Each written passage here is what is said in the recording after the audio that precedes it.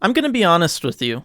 This video is nothing like I thought it was going to be. I originally set out to make a video about what might be one of the Seattle Kraken's secret weapons, that being the lack of state income tax in Washington state. After all, one of the narratives we hear in sports every free agency window is how guys are factoring in taxes when deciding where to sign, and how every time a team in a state with no income tax signs a big name, it's brought up as being one of the big factors that led them to being able to land that player. However, as I started crunching numbers, looking at different states' tax codes and how much it was actually costing players to play in high income tax states like California versus a state like Nevada that doesn't have state income tax, I found that, at least for hockey players, it doesn't amount to nearly as much of a difference as I thought or as the media makes it out to seem. So, rather than this being a video about how the Kraken can use their unique financial and geographical situation as an advantage, it's become a video about debunking the myth of teams in states with no state income tax having a significant advantage over the rest of the league. Almost every major sports league's minimum salary is enough to put a player in the highest tax bracket in their state and federally. That last bit is most important, as U.S. federal taxes are what makes up most of their payments to governments and municipalities. In the NHL, the league minimum salary last year was $700,000. Not too bad to play a game for a living, right? Well, the highest federal tax bracket is set at 37% for individuals who make more than $518,401, meaning every single NHL player has to pay 37% of their annual income to Uncle Sam. And I'm not trying to be political, I'm just stating facts here. So, with most of the taxes being paid going to the federal government, regardless of where players play, that must mean not having to pay state tax on top of that is a big deal, right? Well, not quite. Let's look at some examples of what I'm talking about. For our first example, let's look at last year's Central Division. 3 of the 4 teams that made the playoffs play in states that don't have income tax, the odd team out being the Carolina Hurricanes. North Carolina has a flat state income tax of 5.25%. No matter how much you make, you're paying 5.25% in state tax. This is actually pretty favorable to athletes that otherwise would fall into a state's highest tax bracket. Still, let's look at Jacob Slavin. His contract pays him an average of $5.3 million a year. Broken down, that's $64,634.15 per game over an 82-game schedule. But he's only playing 41 of those games at home, which falls under the North Carolina state income tax.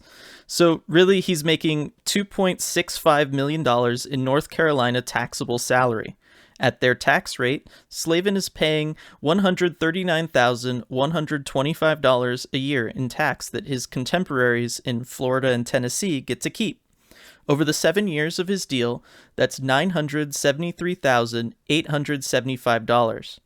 That's probably a lot of money to you or me, but in the grand scheme of things for Jacob Slavin, that's more than a survivable loss given the contract is for a total of $37.1 million. But let's say a free agent wants to sign on the West Coast. After all, that's where Seattle will be, so it makes for a better comparison.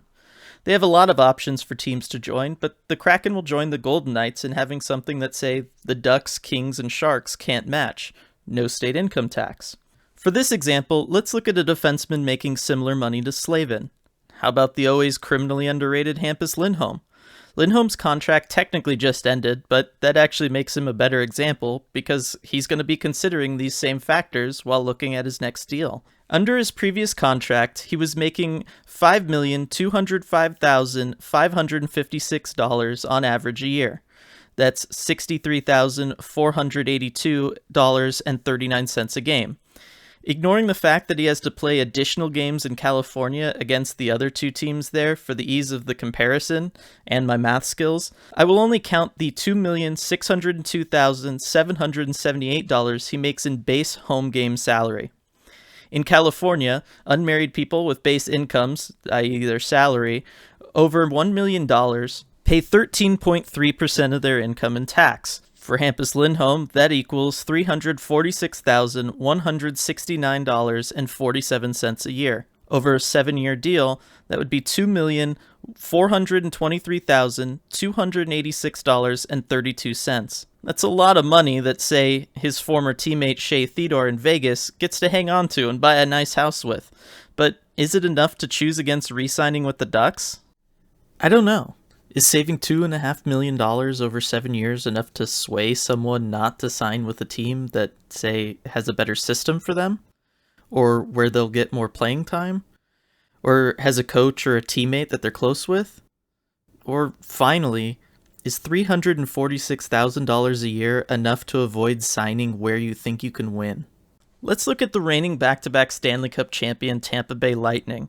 After all, they're one of the teams that year after year we hear this argument about. Well, Florida doesn't have to pay state income tax, so all those guys take discounts to be there. Well, that's true. All of their star players have taken discounts to keep that team competitive, but they did it for that reason alone. They did it to keep the team competitive, not because they were saving a bunch of money in taxes. Steven Stamkos, Nikita Kucherov, Victor Hedman, Andrei Vasilevsky, and Braden Point are the contracts that really stand out as being less than those players would have gotten if they had hit the open market. Even if they all only took $346,000 less in annual salary, that would only be around $1.73 million that the Lightning could use to bring in someone. That would bring in Blake Coleman, who obviously helped them win both of those cups, but he's not exactly a star that's going to turn a game on a dime like all of those other guys. So would discounts like that help them win a Stanley Cup rather than losing in the second or third round? Potentially. Blake Coleman did a lot for that team, right? But let's dig deeper. If we really look at their situations at the time of their signings, it's safe to say that they actually gave up a combined $5.875 million a year in cap space versus what they would have gotten by signing elsewhere. I'm doing that counting $1 million each on Vasilevsky and Kucherov, $1.5 million on Stamkos, $1.25 million for Braden Point, and $1.125 million for Victor Hedman. Now, that amount of money each year is huge. That's Yanni Gourde plus Ross Colton, or Mikhail Sergachev plus Barclay Goodrow. Or really, that's having Eric Chernak, Jan Ruda, Barclay Goodrow, and Ross Colton instead of 4 league minimum replacement level players. No wonder they won back-to-back cups, right? Now, all of that is just to point out that those players took discounts well beyond what they were saving in not having to pay state income tax. And we see that on all of the teams that play in states with no income tax. If a player is going to take a discount to make their team more competitive, they have to take a discount far greater than what they're saving and not paying taxes. Does it help? Of course it does. But when you're talking about taking discounts that are almost always going to be less than being able just to pay for someone's minimum salary, you can't really say that it's a factor for GMs as they're building out their team. Certainly not compared to just talking players into wanting to take discounts to win Stanley Cups. Now, Seattle doesn't necessarily have to worry about all this right away.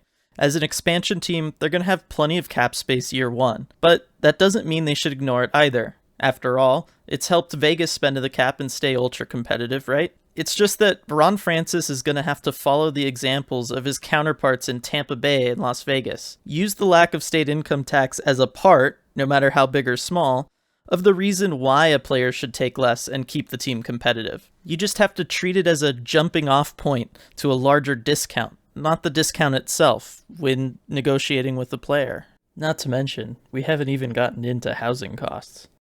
Thanks for watching, everyone. As always, if you could like this video, that would be fantastic. Subscribe to the channel, doesn't cost a thing, and leave a comment below on your thoughts about this. Did you two also kind of buy into this myth we've all created about states with no state income tax being more favorable destinations for players? And lastly, we'll see you next time.